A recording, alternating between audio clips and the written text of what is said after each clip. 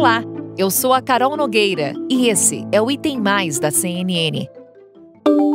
Os indígenas fizeram uma manifestação que começou na esplanada dos ministérios e aí foi até o anexo 2 da Câmara. Segundo informações que a gente tem da Polícia Militar do Distrito Federal, os seguranças do Congresso reagiram com bombas de gás. A PM foi acionada e chegou ao local pouco tempo depois. Um policial foi atingido por uma flechada no pé. Ele foi socorrido pelo Serviço Médico do Congresso e passa bem. A tropa de choque também está no local para evitar mais confrontos. Os manifestantes, neste momento, seguem na esplanada, onde o trânsito está parcialmente bloqueado. Mas a polícia veio, jogou bomba, jogou gás e foi espalhando todo aquele movimento. Teve nossos parentes que acertaram, teve os outros parentes que desmaiaram. É importante frisar que nós estávamos aqui há aproximadamente 2 semanas, sempre indo ao Congresso Nacional de forma pacífica e ordeira, cantando, dançando, pedindo para os nossos ancestrais força e sabedoria e principalmente o arquivamento do PL.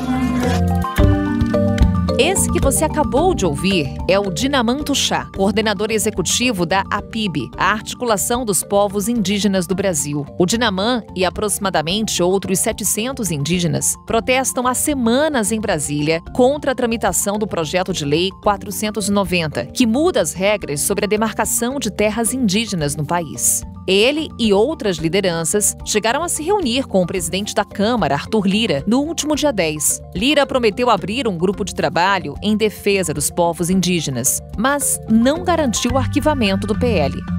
Com o projeto em marcha, as manifestações, que até então eram pacíficas, acabaram em confrontos na semana passada.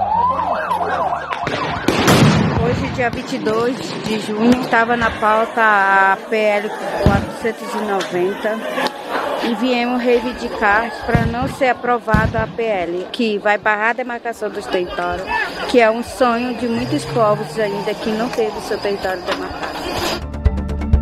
O argumento de lideranças indígenas é que o projeto de lei 490, que acabou aprovado pela Comissão de Constituição e Justiça e agora segue para o plenário, coloca em risco a demarcação de terras. Eles dizem também que o PL abre territórios para explorações predatórias. Agora ouvimos o Eloy Terena, advogado e coordenador jurídico da Articulação dos Povos Indígenas do Brasil, a APIB.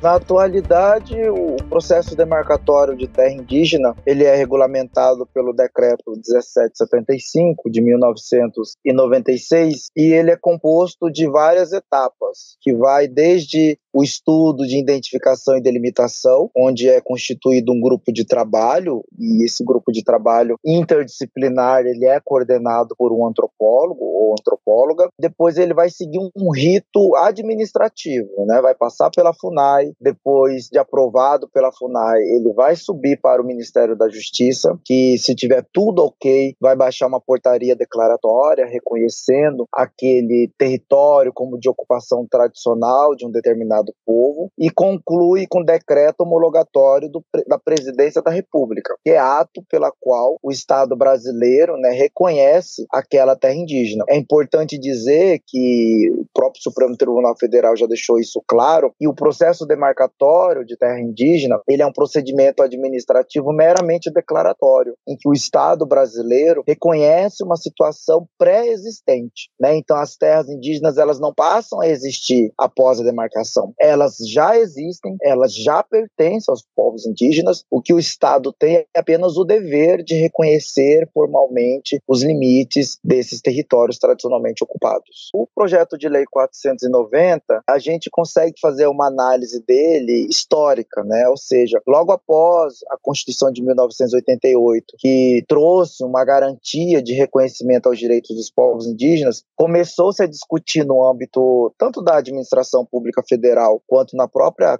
Congresso Nacional a necessidade de se limitar, né, os direitos dos povos indígenas. E de lá para cá foram vários expedientes, desde o período, inclusive, do presidente Fernando Henrique Cardoso, passando pelos governos petistas. Mas o que mais tem rendido, né, é essa tese jurídica do marco temporal, que é uma interpretação segundo a qual os povos indígenas só teriam direito às terras que eles estivessem ocupando na data do dia 5 de outubro de 1988. 1988, que é a data de promulgação da Constituição Federal. Então, aqueles que defendem essa tese, defendem a restrição a esses direitos, ou seja, colocar um marco para que seja reconhecido determinados territórios e daí para frente não mais, né? O PL 490, ele é justamente isso, é a institucionalização do marco temporal pela via legislativa, porque já tentaram colocar esse marco temporal pela via do executivo, por meio de portarias e decretos, não conseguiu. Já tentaram colocar isso pela via judicial, quando o Supremo, em 2009, analisou o caso da Raposa Serra do Sol, e depois o Supremo falou que não, que esse marco temporal não vale para todas as terras, né? E agora eles estão conseguindo fazer isso pela via legislativa. Ocorre que no Brasil nós temos mais de 800 procedimentos de terras indígenas ainda inconclusos, né? É uma realidade de povos e comunidades indígenas que estão ainda aguardando a demarcação de seus territórios. Então, constitui-se uma violação muito grave, principalmente povos que estão no sul, nordeste e centro-oeste do país, que não tiveram seus territórios demarcados. O PL, no primeiro momento que ele impede a demarcação de terras indígenas, ele abre sim a possibilidade da revisão de demarcações já feitas. Ou seja, você abre uma possibilidade de rever territórios consolidados, homologados e demarcados há muitos anos, né? E isso favorece, inclusive, a abertura desses territórios a projetos de empreendimentos, como garimpo, arrendamento de terra indígena, empreendimentos, estradas, né? Então, nós temos essa interpretação. Além disso, o PL também traz aí a possibilidade de vedando, proibindo terra indígena já demarcada. Ocorre que no Brasil nós temos 3 categorias de terras indígenas. Nós temos as terras tradicionalmente ocupadas, conforme prevê a Constituição, mas nós temos a possibilidade, por exemplo, de criação de reservas, que não seguem o mesmo rito, né, e não seguiram. Então, é preciso distinguir terras que foram reservadas e que necessitam ser ainda demarcadas, conforme prevê a Constituição, e terras propriamente demarcadas, conforme prevê o Decreto 1775. Então é preciso fazer também essa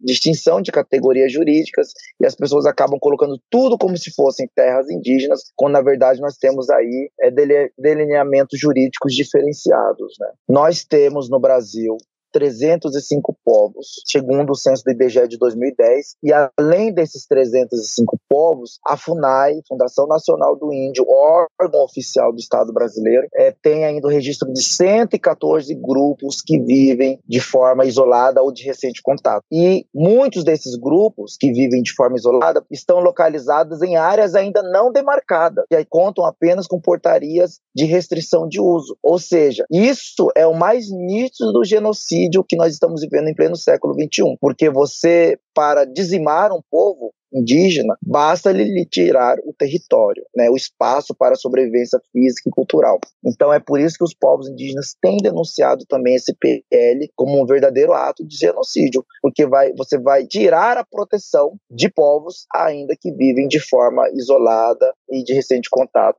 no Estado brasileiro. Existem várias iniciativas legislativas no Congresso Nacional que restringem os direitos dos povos indígenas. Nós temos hoje uma bancada ruralista extremamente comprometida, né, com aí a restrição desses direitos. Cito especialmente o PL 191 de 2020. Esse projeto de lei, ele foi enviado, inclusive, pelo presidente da República, Jair Bolsonaro, e ele prevê aí a abertura dos territórios indígenas para a exploração mineral e dos recursos energéticos. Isso daí é uma afronta grave, né, ao usufruto exclusivo dos povos indígenas. Nós já estamos sofrendo muito com o avanço ilegal dos garimpos nas terras indígenas, especialmente na terra indígena Yanomami, em Roraima, na terra indígena Munduruku, no Pará, e nós sabemos que o garimpo, ele não é só a exploração mineral, ele leva a contaminação por mercúrio, ele leva a contaminação de malária, ele leva vários outros problemas sociais, como prostituição, drogas para dentro das terras indígenas. Então você causa aí toda uma desestabilidade social e cultural na vida de um povo. Nós temos também o PL 2633, que é a antiga MP 910, que prevê também aí a regularização de ocupantes ilegais de territórios indígenas por meio, nós chamamos de PL da grilagem, né? Quer dizer, é um PL que facilita aí com que esses ocupantes ilegais consigam consolidar sua posse de forma legal nesses territórios. Então, é importante dizer que as terras indígenas são terras públicas, são bens da União. e os povos indígenas são apenas usufrutuários, verdadeiros guardiões desse bem que é um patrimônio público brasileiro. O relator do projeto, o deputado do DEM, Arthur Oliveira Maia, faz uma leitura diferente.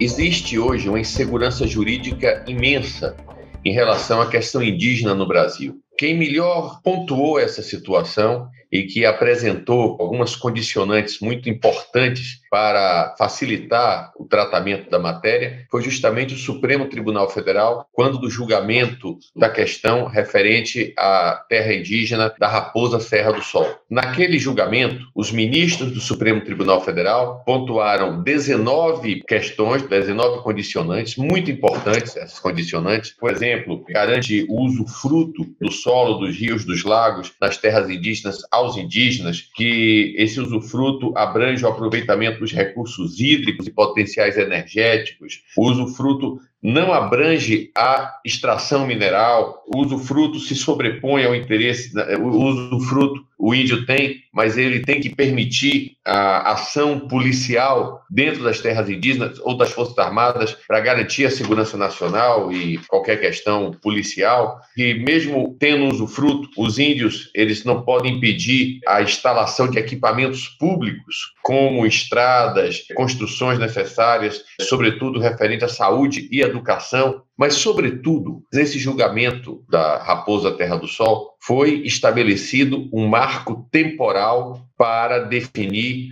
quando é que o índio, de fato, tem direito àquela terra. Porque, veja só, se isso não for demarcado com clareza, o que acontece? Teoricamente, todo o território nacional, antes de Pedro Álvares Cabral chegar no Brasil, pertencia aos índios. Acontece que vivenciamos um projeto histórico, um processo histórico, melhor dizendo, de mais de 500 anos. Esse processo histórico consolidou uma nação, um país que é um dos mais importantes do planeta. E esse país, hoje, é formado por todos aqueles que vieram de fora, europeus, africanos e também, naturalmente, os indígenas. Então, não é razoável que possa se alegar que há 500 anos atrás, o local onde hoje é a sua residência, no passado pertenceu ao tetravô de alguma pessoa e, portanto, essa pessoa está reivindicando a sua casa ou a sua fazenda. É preciso se delimitar um marco temporal.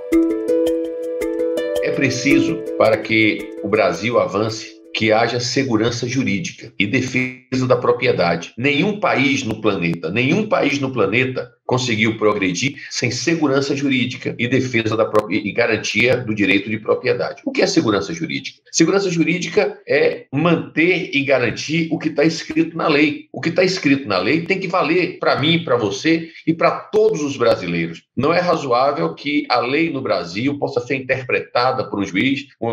A lei está lá dizendo que o sujeito tem que andar pela direita e o juiz fala, não, mas eu vou interpretar que tem que andar pela esquerda. Esse ativismo judicial está prejudicando em muito o ambiente de negócios no Brasil. Então, nós estamos formulando determinadas leis com o propósito de dar mais segurança jurídica. Além disso, a questão da propriedade é um direito consagrado na Constituição brasileira. Não é razoável que você veja, por exemplo, hoje em dia, tem uma determinada propriedade rural, essa propriedade rural tem lá uma cadeia sucessória passando por vários donos, que um vendeu para o outro vendeu para outro, de 200, 300 anos, o outro recebeu de herança, etc. E um belo dia, chega lá 2 sujeitos aí da FUNAI e fala, olha, isso aqui, fizemos aqui um laudo antropológico, isso aqui é terra indígena, e toma a terra da pessoa. Isso não está certo. Em lugar nenhum no planeta isso pode acontecer.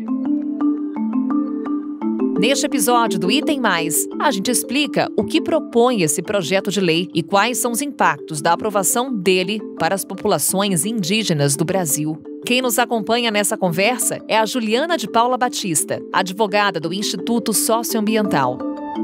Juliana, bem-vinda ao Item Mais. Vai ser muito bom conversar com você e tratar esse assunto de forma muito didática para que quem esteja acompanhando esse podcast, para quem esteja acompanhando o Item Mais, consiga entender o que está em debate nesse momento. Bem-vinda. Obrigada, Carol. Cumprimento você, os ouvintes da CNN. Bem, Juliana, para a gente começar, vamos no ponto ali inicial para essa conversa. Quais são as principais mudanças que esse projeto promoveria na demarcação de terras indígenas aqui no Brasil? Brasil? O que está em debate por lá? Olha, o projeto ele coloca uma série de modificações no processo de demarcação. Primeiro, a necessidade de se comprovar que os indígenas estavam na terra no dia 5 de outubro de 1988. Que é o dia da promulgação da Constituição Federal. As pessoas defensoras dessa tese alegam que, sem um marco temporal, os indígenas poderiam requerer qualquer área, né, dentro do país, o que não é verdade. Na verdade, essa tese ela serve para restringir os direitos dos povos indígenas, porque pela primeira vez a gente tem uma Constituição que garante direitos a esses povos de uma forma muito inovadora, né? Inclusive garante a eles o direito de ser quem eles são. Até 1988, os indígenas eram tutelados pelo Estado, eles não podiam propor ações judiciais, e a política do Estado era uma política de assimilação cultural forçada. Se entendia que os indígenas eles seriam assimilados ao restante da população brasileira e perderiam a sua identidade. E a Constituição, de uma maneira muito apropriada, reconhece aos indígenas as suas culturas, as suas línguas, as suas tradições, e a bancada ruralista, em especial, criou essa tese para restringir a possibilidade de demarcações. Algumas comunidades, de fato, não estavam nas terras em 5 de outubro de 88, principalmente por conta de processos de expulsão forçada, algumas delas promovidas pelo próprio Estado brasileiro. E é muito também complicado você exigir que se faça uma prova hoje de um fato que ocorreu há mais de 30 anos atrás, quando essas comunidades nem imaginavam que elas teriam que fazer esse tipo de prova. Ou seja, Juliana, pelo que você nos conta, se essa comunidade indígena não conseguir provar que estava na terra em 5 de outubro de 1988, essa comunidade indígena perde o direito sobre aquele território? Isso. Essa tese advoga justamente isso, que se não ficar comprovado que a comunidade estava na área nessa data, ela perde o direito a ter a demarcação da terra. Juliana, então como é que seria essa comprovação de que estava ali no território? Como é que a comunidade consegue provar isso? A lei não especifica uma forma de prova para isso ser feito, né? O que eles especificam é que essa tese só não seria aplicável nos casos em que os indígenas foram expulsos. O problema é que eles colocam duas formas bastante limitadas de comprovar essas expulsões. Essas expulsões só poderiam ser comprovadas de duas formas. Ou por uma ação judicial que estivesse tramitando no dia 5 de outubro de 88, e como eu disse, os indígenas eram tutelados pelo Estado, eles não tinham ainda capacidade processual para estar em juiz, então eles também não podiam propor esse tipo de ação, ou por um conflito que eles consigam provar que estava acontecendo em 5 de outubro de 88, que estivesse acontecendo em 5 de outubro de 88. O que também não é nem um pouco razoável, né, Carol? Porque como você vai exigir que comunidades vulneráveis estivessem em conflito com fazendeiros armados, ou muitas vezes com o próprio Estado brasileiro, né? Eu trabalho com uma comunidade que na década de 70 a Força Aérea Brasileira, os paraquedistas da Força Aérea Brasileira saltaram na terra, abriram uma pista de pouso, os aviões pousaram e essa comunidade foi retirada com armas na cabeça de dentro dessa terra e levada para o Parque Indígena do Xingu. Como que eles iriam resistir até 5 de outubro de 88 em conflito, como uma forma de provar que eles ainda queriam ficar na terra? Nem um pouco razoável você exigir que essas pessoas se mantivessem em conflito com o aparato repressivo do Estado ou com fazendeiros armados, né?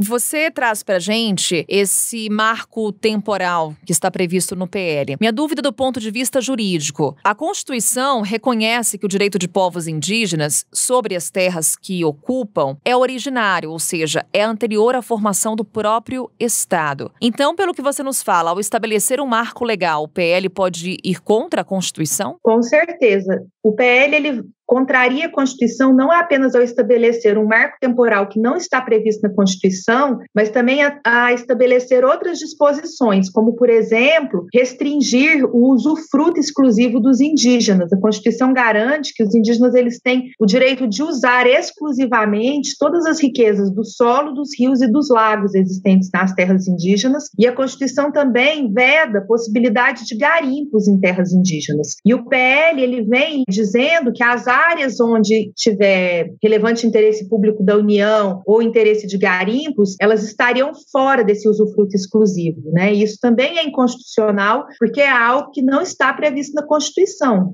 Como eu te disse, a Constituição ela garante esse usufruto exclusivo dos indígenas, esse direito dos indígenas usar exclusivamente, apenas eles, essas riquezas que existem dentro das terras indígenas. Eu trago também aqui alguns argumentos dos defensores desse projeto, Juliana, para ter o teu entendimento com relação a essas declarações. Por exemplo, que o texto vai criar condições para essas comunidades interagirem em diferentes graus com a sociedade. Também há quem defenda que o projeto dá liberdade para que os povos indígenas possam decidir o que fazer. O projeto pode, de alguma forma, ajudar essas comunidades? Não, o projeto não permite isso que se alega de nenhuma forma. Primeiro, porque essas comunidades elas já podem interagir com a sociedade, elas já têm total liberdade para fazer isso, e esse é um projeto e uma opção de cada comunidade. Segundo, que as comunidades elas também já podem, se elas assim quiserem, produzir, plantar soja, criar gado. O que nós temos é uma diversidade de povos indígenas muito grande no Brasil, são mais de 300 povos diferentes, então alguns povos querem criar gado, alguns povos querem plantar soja, e outros povos não admitem esse tipo de atividade, querem manter apenas as suas atividades tradicionais. O que também a gente não pode aceitar, Carol, é que deputados que desconhecem completamente a realidade indígena, que não dialogaram com esses povos, possam estar ali no Congresso Nacional querendo decidir e definir o que é melhor para eles. Só esses povos podem decidir e definir por eles mesmos o que é melhor para eles. E a gente tem aqui em Brasília mais de 800 indígenas acampados ali na esplanada do Ministério, e em nenhum momento foi feito um diálogo com nenhum deles, com ninguém do movimento indígena. O PL ele não abre nenhuma possibilidade como essa. O que o PL abre é possibilidade para que empreendimentos de alto impacto possam ser instalados dentro dessas terras. E os indígenas, em geral, são contrários a esse tipo de empreendimento, né? Como a gente dizer que vamos, então, fazer uma mineradora em Mariana, porque todos os habitantes de Mariana vão ficar ricos, todos os habitantes de Brumadinho vão ficar ricos.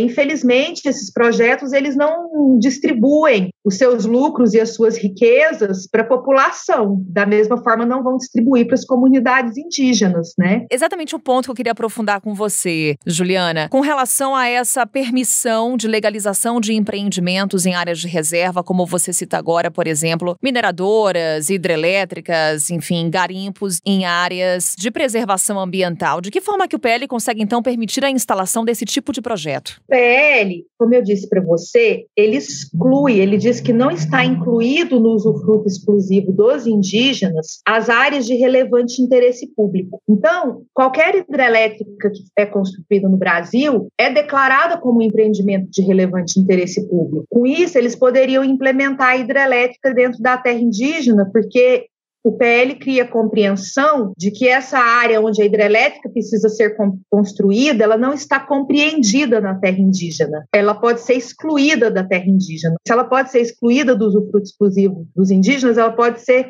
recortada, decotada da terra indígena para que o empreendimento seja construído. É essa compreensão que o PL cria. E é absolutamente inconstitucional, porque, como eu te disse, a Constituição ela prevê que esse usufruto ele é exclusivo dos indígenas. Ela não estabeleceu nenhum tipo de limitação, né? Inclusive, a Constituição prevê que para a construção de empreendimentos como hidrelétricas e mineradoras é preciso um projeto de lei específico e cada empreendimento desse precisa ser autorizado pelo Congresso Nacional, né? Então, existe um regramento para que qualquer tipo de empreendimento desse porte possa acontecer e, inclusive, o PL não observa. Então, até aproveitar essa discussão jurídica em torno desse PL, Juliana, o Supremo deve julgar nessa semana um recurso envolvendo terras indígenas em Santa Catarina. É um julgamento que pode mudar os rumos da tramitação desse projeto de lei? Ele pode trazer uma repercussão geral? Esse processo que o Supremo vai julgar é um processo que tem repercussão geral reconhecida. Isso significa que o que ficar decidido ali vai vincular todas as instâncias do Poder Judiciário e todas as esferas da administração pública. E nesse processo, justamente, vai se decidir se o marco temporal é aplicável ou não legislação para a demarcação das terras indígenas e também vão discutir alguns outros pressupostos relativos à demarcação de terras indígenas. O voto do ministro relator do caso, que é o ministro Fachin, já foi publicado, né, e é um voto que contradiz frontalmente todos os argumentos em defesa do PL, porque, inclusive, o relator do PL diz que ele estaria apenas adequando a legislação à jurisprudência do STF.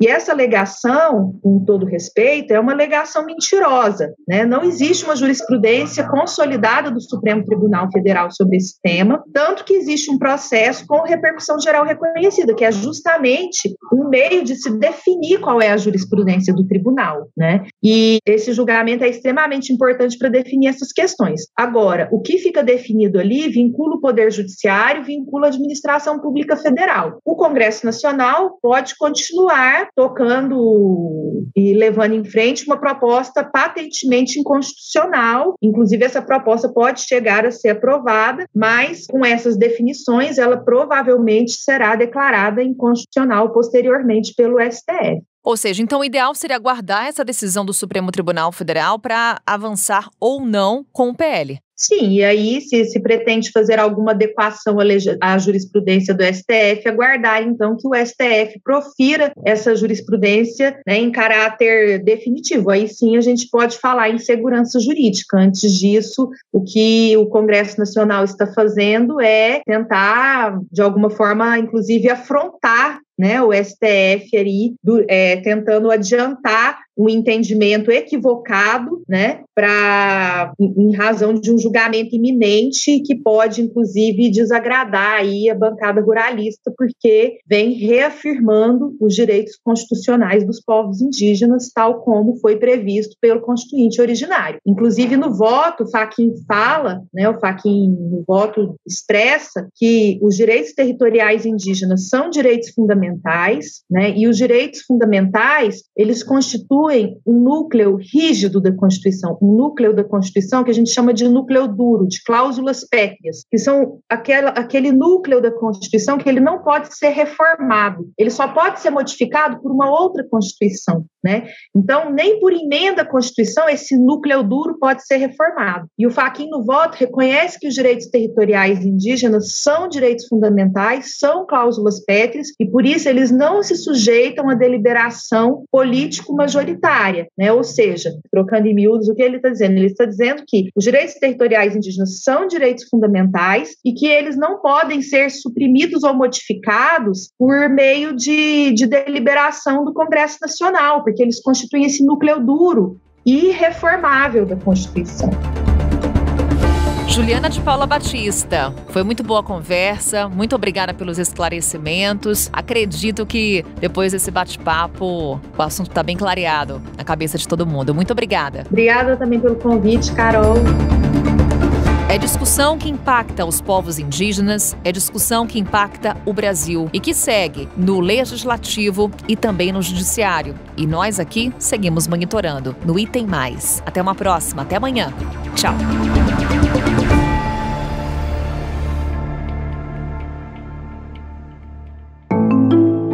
Com a apresentação minha, Carol Nogueira, este podcast foi produzido pela Maremoto para a CNN Brasil. Roteiro e pesquisa, Thaís Ilhéu. Pauta e produção, Danilo Santana. Operador de gravação, Nathan Kleiman. Edição e sonorização, Murilo Lourenço. Coordenação geral, Paula Weinberg. Coordenação de produto, Verônica Schneider. Coordenação editorial, Diego Toledo. Direção de jornalismo digital, Daniel Tosi. Você também pode ouvir o Item Mais no site da CNN Brasil.